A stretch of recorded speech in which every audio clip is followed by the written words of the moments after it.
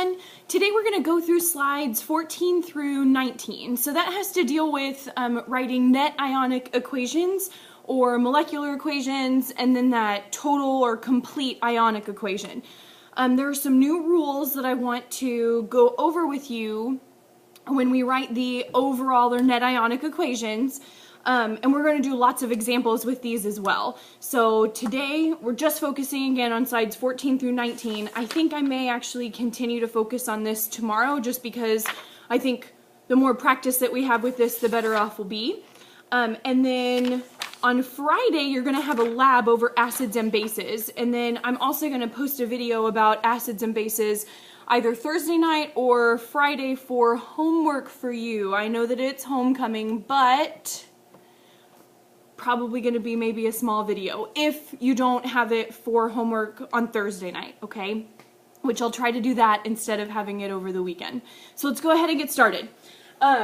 Actually, we said too, before we were going to start on slide 14, I wanted us to talk about in terms of the driving forces for double replacement or metathesis reactions.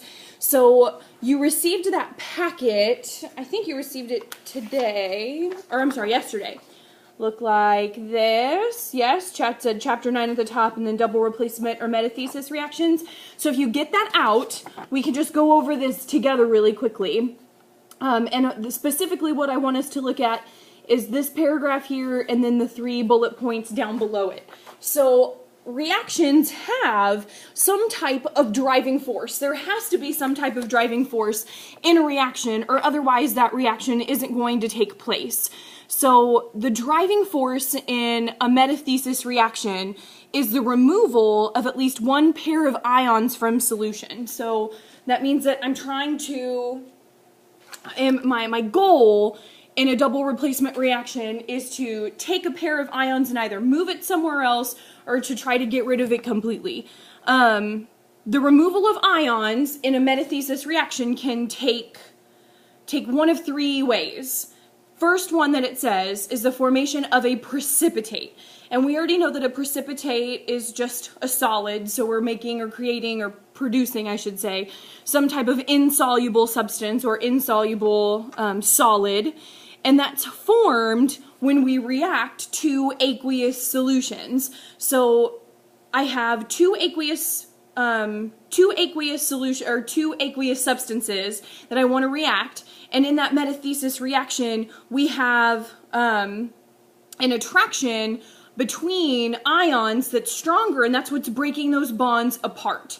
So because of that, I can get a precipitate or an insoluble solid. So let's just say, for example, I don't know where my Promethean pen went, guys. There it is.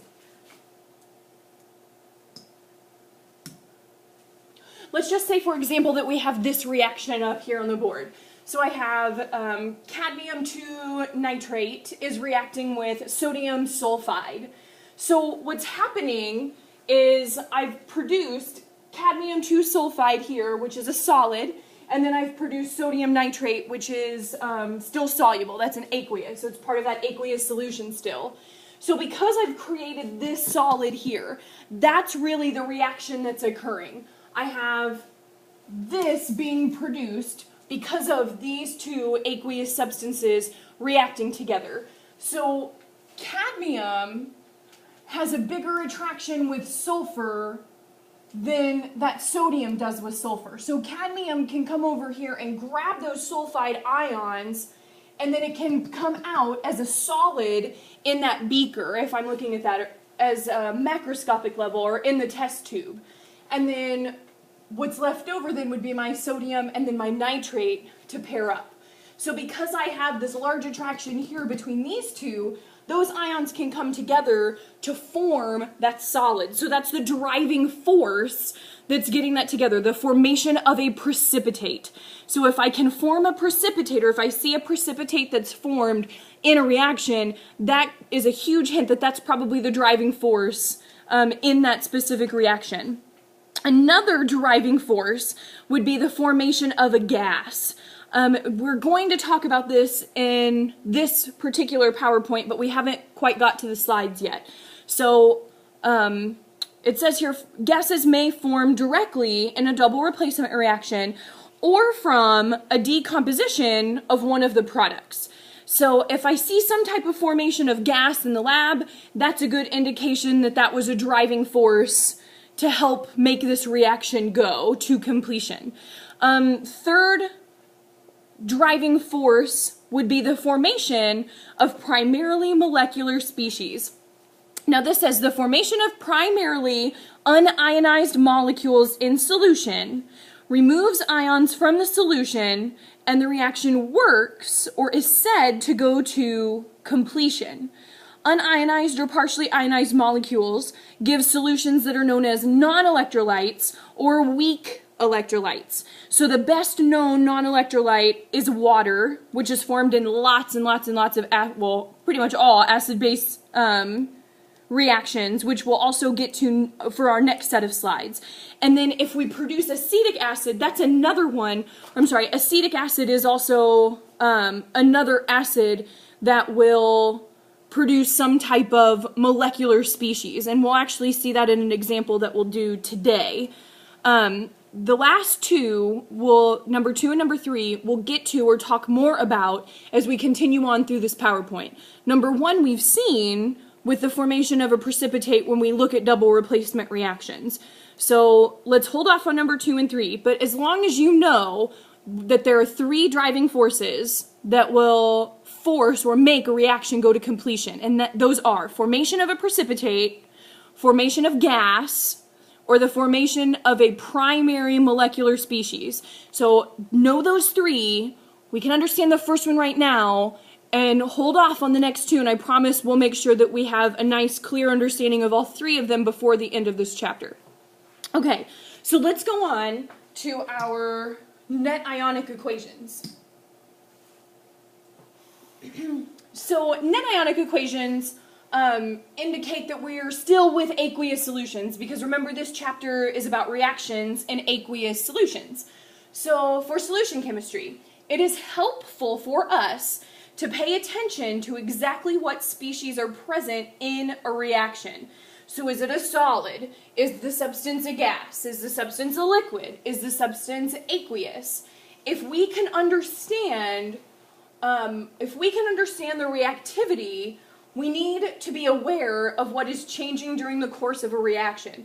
So I may start off with 2 aqueous solutions, but just like in our driving force, one of our driving forces is the formation of a precipitate, which means that in the products I created or I've produced some type of solid, and I'm also left with another aqueous solution.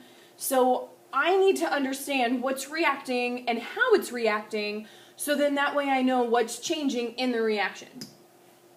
So we have done molecular equations before. Every type of equation that we have is considered to be a molecular equation. So all of the reactions that we've seen before would represent a molecular equation. So that's what we see up here on the board. So the molecular equation just lists the reactants and the products in their normal form. I have silver nitrate is reacting with potassium chloride, and when those 2 react, I know that this would be a double replacement or a metathesis reaction.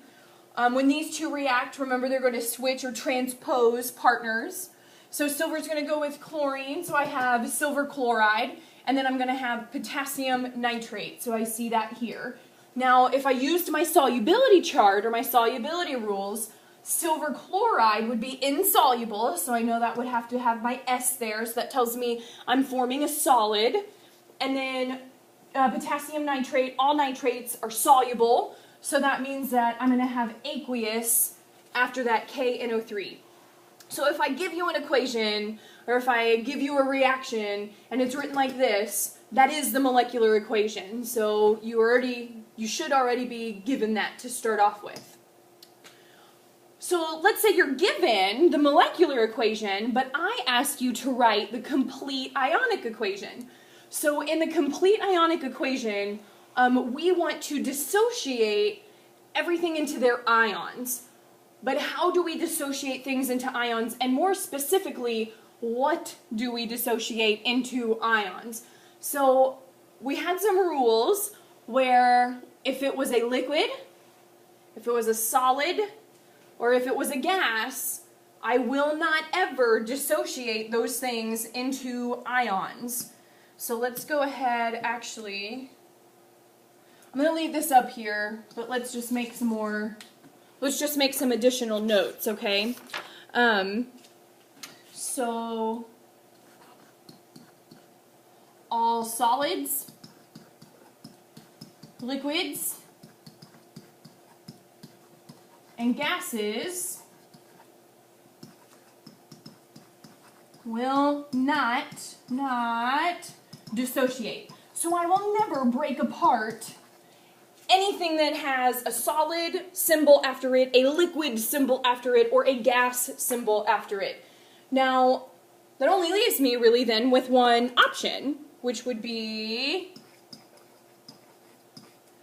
my AQ option, which is aqueous. But we also are going to have some new rules that are going to go along with aqueous. So most aqueous substances will break down into their ions, but there are a few that will not. So if it's an aqueous solution, if it is aqueous, if it can dissolve in water, then I'm going to have to start thinking, okay, I could dissociate this into ions, but next I have to ask myself, is it a strong acid? Is it a strong base? Or is it a soluble salt? AKA, is it an ionic compound? If your aqueous substance is a strong acid, remember there are 7 of them. If it is a strong base, there are 8 of those. Or if it is a soluble salt, aka an ionic compound, then I can dissociate those things into ions. So if it's aqueous and it's one of these 3 things, it will, yay, dissociate. And I know you probably can't read that at all, I'm sorry, but it says it will dissociate. So that's the most important thing. If it is an aqueous solution and it is a strong acid, or it's a strong base, or it's an ionic compound, aka a soluble salt, it will dissociate. That means I'm going to break it apart into ions. Okay, so then what else? What would not break down into ions? What would not dissociate into ions if it were an aqueous solution? What will not, and I know I'm writing up here, what will not dissociate into ions, or what we will not dissociate into ions in our complete ionic equations, are weak acids, weak bases. Okay, so I want to do lots of examples of these, but I want to finish up kind of just these little PowerPoint slides first. So let's go back to this. Okay, so complete ionic equation. It says, in the complete ionic equation, all strong electrolytes, strong acids, strong bases, and soluble ionic salts, aka I have my ionic compounds that are soluble, are dissociated into their ions. So before, I started off with silver nitrate is reacting with potassium chloride. So this was my molecular equation. I wanted to know what my complete ionic equation is. Complete ionic equation means I am trying to break it down into its ions. So I broke apart silver nitrate into its ions, and that is because it is a soluble ionic compound. I know it's an ionic compound because it's a metal and a non-metal here. So if I know that this is ionic, I know that it's soluble because it has that aqueous solution part to it. That means I'm going to break it apart into its ions. So I have silver with a +1 charge. Do you have to write the charge when you write the complete ionic equation? Absolutely you do. Why? Because we are writing ions, and ions have a charge to them. So it is imperative that you write the charge on these. If you don't, it is wrong. So please make sure that you write the charges for all of these species. Also, for the complete ionic equation, you will need to write, for your complete ionic equation, actually there's a new rule that says that you do not have to write the states of matter for your complete ionic equation, or for your net ionic equation, which we'll get to in just a second. So as long as you have your species with its charge, as long as you write the ions, you should be fine. If you want to write the species, the aqueous, the solid, the gas, the liquid, that's completely fine. You're not going to be counted off for that. But they've made a new change where they said that you don't have to write the states of matter anymore. But again, it won't hurt us if we write them. So silver nitrate was an ionic compound. It's part of my, if it's aqueous, it's a soluble salt or an ionic compound, that means I can break it apart into its ions. So I did that, Ag plus NO3 minus. Okay, well now I had potassium chloride. Well, potassium chloride was aqueous, so now I have to ask, is it a strong acid? Well, it's not a strong acid. It's a strong base. Well, it's not a strong base. Is it a soluble ionic compound? Well, it's soluble because it's aqueous, and it's ionic because there's a metal and a non-metal here. So potassium chloride has to be an electrolyte, has to be an ionic compound. So I'm going to dissociate it into its ions. So I have K plus Cl minus. Now next I need to do the same thing to my products, which is what we did here. I have silver chloride. I didn't break it apart. Why did I not break silver chloride apart? I didn't break silver chloride apart because it is a solid, and I can't touch solids, liquids, or gases. So it's super important that if it's not AQ, does not end in AQ, then I do not touch it. So AgCl, I just left it alone. I just brought it into into the product side. Didn't touch it, didn't break it apart. But then my other product that I made was potassium nitrate, and that was aqueous. I needed to ask myself, okay, is it a strong acid? No. Is it a strong base? No. Is it an ionic compound that's soluble? Yes. So because it is an ionic compound, I can break it apart, K plus NO3 minus. So this would be my complete ionic equation, okay? Now if I wanted to get the net ionic equation, the net ionic equation is the reaction that is actually taking place. Please write that down somewhere in your notes. The net ionic equation is the reaction that is actually taking place. The net ionic equation is the reaction that is actually taking place. Let's just say it one more time because it just sounds fantastic. The net ionic equation is the reaction that is actually taking place. Now, to form the net ionic equation, we need to cross out anything that does not change from the left side of the equation to the right side. So we had a name for these things before. Can we remember that name? Spectator ions. Oh yes, spectator ions. So in a net ionic equation, my goal is to cancel out all spectator ions. We call them spectator ions because they're simply spectating. Like, it would be like if you go to the soccer game or if you go to the football game and you're in the stands. You're watching the game. You are present. You are there in the crowd watching what's happening, but you're not actually playing in the game. You are spectating, which means that you're not doing anything to the game itself to change it, but you're present. You're there. Same thing here in this reaction. So spectator ions, they are present, they are there, but they're actually not taking part in the reaction. So we had our complete ionic equation, and I brought that back over here. My goal is to cancel out anything that's on the same side of the, or that's on opposite sides of the arrow. So I have NO3 on this side of the arrow, NO3 minus, and then I have one NO3 minus that's aqueous on this side of the arrow. That's the same thing, boom, cross them out. Those are spectator ions. Potassium, K plus, Same thing, I can cross them out. Ag+. Do I see on the product side something that just is silver plus, silver 1? I do not. Silver is bonded here with chloride in this compound, but that's not the same thing as silver plus. But see, I could cancel out nitrate, NO3-, because I had the exact same thing on the other side of the arrow. So I can't cancel silver plus out, but I could cancel NO3- out because those were the exact same thing. So if I cancel out my spectators, and then I write what I have left over, that's going to give me my net ionic equation, which would be Ag+ plus Cl- is going to make AgCl.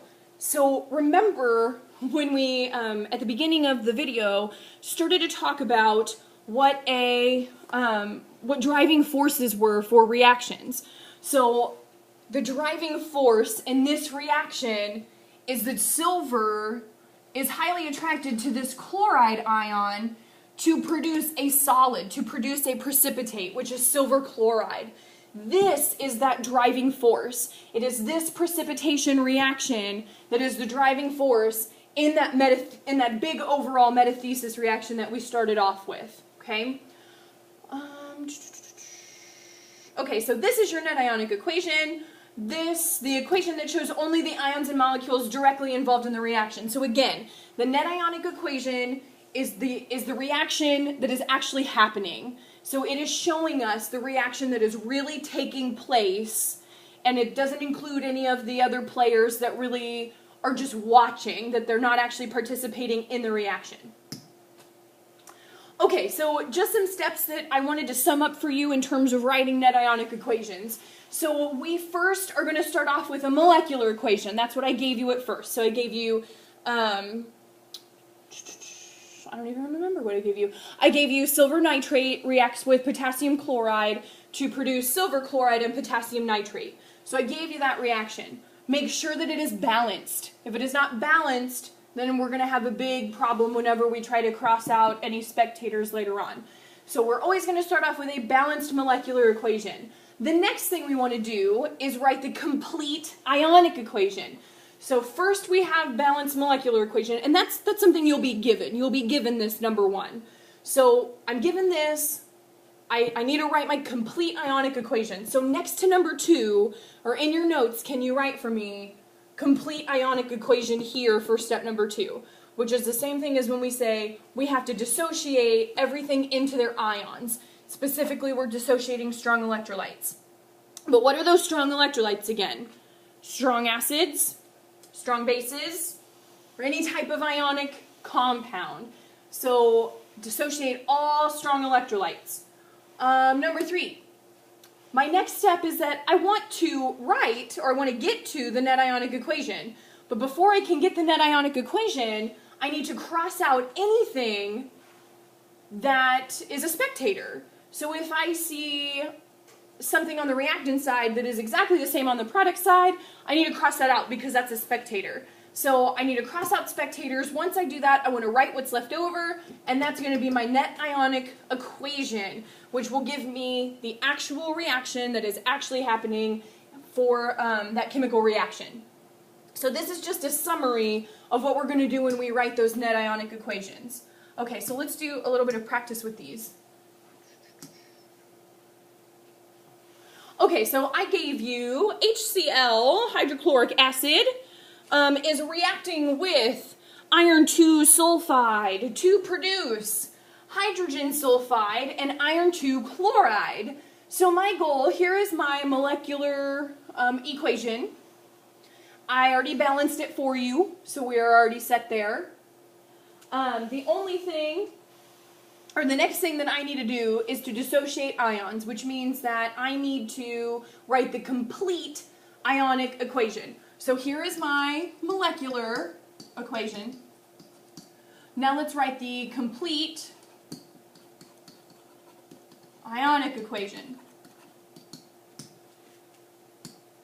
Okay, first things first. Anything that's AQ, I need to see if I can break it down into their ions. HCl, well, we just said that's hydrochloric acid, is hydrochloric acid a strong acid? Oh my gosh, it so is. So because it's a strong acid, I can break it apart into its ions. That means it will dissociate completely. So it's going to dissociate completely into its ions. So I would write what? I have H plus Cl minus. But, oh my gosh, there are two HCl's there. So if there are two HCl's, that means there's going to be two H pluses and two Cl minuses. So whatever the coefficient is here, I have to carry that to everything. So there are two H's here and there are two Cl's here. So I need to make sure that I carry